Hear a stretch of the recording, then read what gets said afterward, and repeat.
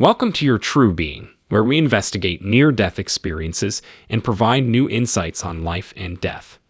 We aim to illuminate these important stories, expand your perspective of life, and educate our audience.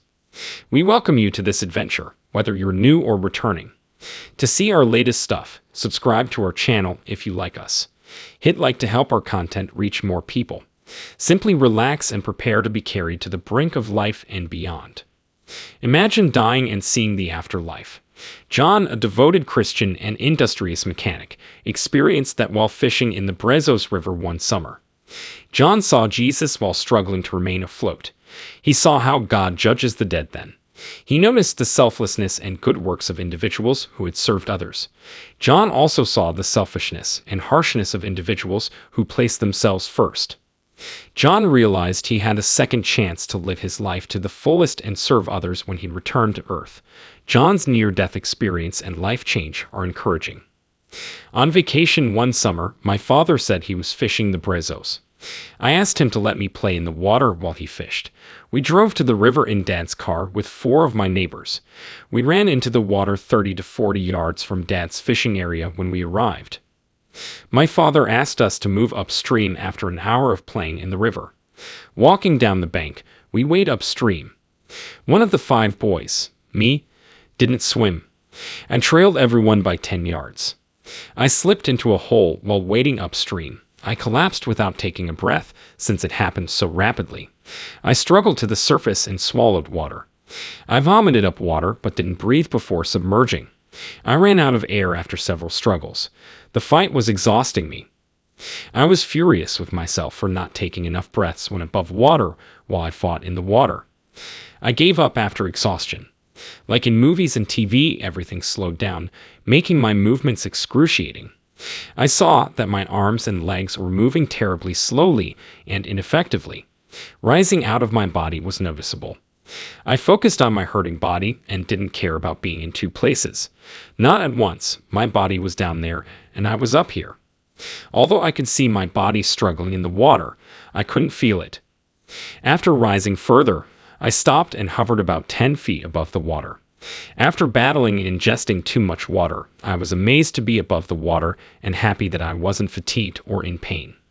About 20 feet distant, I saw a lunar sphere. It was dazzling and hanging at my eye level as I contemplated my dilemma. It was about the size of a basketball, and its light moved around like smoke and air. It emitted dazzling light. A pure black speck was in the light center. For some reason, I focused on that speck. As I stared at it, it moved toward me and grew until it was the same size as me. Then Jesus emerged and stood before me. I instantly lifted my hands to cover myself and asked him to go. I felt unworthy of his pristine divine presence. I was a mortal defiled by this sinful world. He erased my guilt and unworthiness by reaching out. He stood magnificently before me. He had a rich, golden complexion and cast golden light everywhere. I could see his gorgeous light emanating from him, even though light travels at somewhat more than 186,000 miles per second. My English cannot capture his beautiful brightness. I saw this light and felt spiritual energy from it. This light, bringing Jesus' love, wisdom, and grace, appeared to penetrate my soul and spread everywhere. My body was white like snow when I looked down. He appeared before me with his long hair and beard, wearing the clothes we see in art and drawings, clothes from 2,000 years ago. He talked to me, but I don't remember what. He said to relax and rest. His voice was powerful and melodic. My hearing and speaking have always been affected by being deaf since birth. My hearing disability made it hard for me to engage with teachers and classmates, and I barely passed my exams to proceed to the following grade. Jesus spoke clearly and concisely to me. I found his voice melodic and musical. His and my lips remained still as we spoke. When I spoke to him, it was like ESP.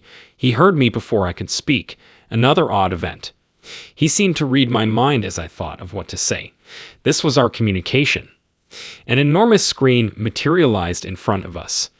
The enormous screen reminded me of the old drive-in movie screens that are gone. Due to our proximity, the screen appeared big. Many scenes from my brief life on Earth were playing on this screen. The screen showed so many scenes that I felt like my life was being recorded. No two scenes were related, and they were shown randomly. Many say we see our entire life in a flash when we die. My situation was just this. As Jesus pointed out a scene, it zoomed out until it practically covered the screen, but I was aware of other scenarios still going on around the scene that was now the focus of our discourse. As we saw the main sequence, he asked me what occurred. He asked me why I lied to my mother, twisted my sister's hair, threw rocks at my dog, and yanked my neighbor's cat's tail. We saw scenes in which I lied, bullied, insulted, and tore someone's clothes for fun. Every scene we went over, he told me I did something terrible or great. I had to explain my actions for each scene as we discussed it. When I tried to downplay my behavior in all the scenes, he stopped me and corrected me. I knew I had done something wrong. He praised me when I did well. Jesus had a great sense of humor and laughed heartily at humorous things. I accomplished something right in much fewer scenes than I did wrong. I knew I was in trouble with him. I was afraid about going to hell. The screen faded, and he grasped my hand, and we gravitated into a tunnel at high speed. This tunnel's walls, ceiling, and floor churned like heavier smoke from a fire. When driving at fast speeds, trees, power line poles, and other stationary objects appear to blur as you pass them. No weight in this tube. The walls, ceiling, and floor seemed to move at tremendous speeds with me, yet I had no indication the tunnel was moving. My greatest description of the walls, ceiling, and floor is firmament from Genesis. As I observed the tunnel, I realized how quickly time was going. A light was far ahead when I peered forward. I thought, we're finally getting there, but then I left. My pal swam under me and touched my foot. I was back in the water when he reached for me. I struggled for oxygen again to reach the water's surface. My friend swam under me between my legs, lifted me to the surface, and swam toward shore. As I struggled for breath, it was the sweetest air ever. As he swam a little way on my back, I saw him struggling. Keeping him weighed down would drown him, so I eased one leg over him and into the water. Gasping, he rose. My feet reached the river bottom, and we battled to the shore before falling. I'd puked up river water I swallowed throughout the struggle. After swallowing so much water, my stomach was swollen, and I vomited often. After vomiting 15 times, I dry-heaved 10 or 15 times. My body hurt horribly. My stomach and muscles were exhausted from the battle, stretching from the excess water, and vomiting and heaving. That left me sore for 2 weeks. Dad drove us home when we'd had enough for the day. Jesus and the tunnel scenes are forgotten. In the days and weeks that followed, my entire life had flashed before my eyes was all I could remember. A newspaper article about a near-death experience reminded me of some of the sights 30 years later. I concluded after some consideration that I had post-traumatic stress disorder and couldn't recollect the events because I was in shock. It came back to me after weeks and months of thinking about it.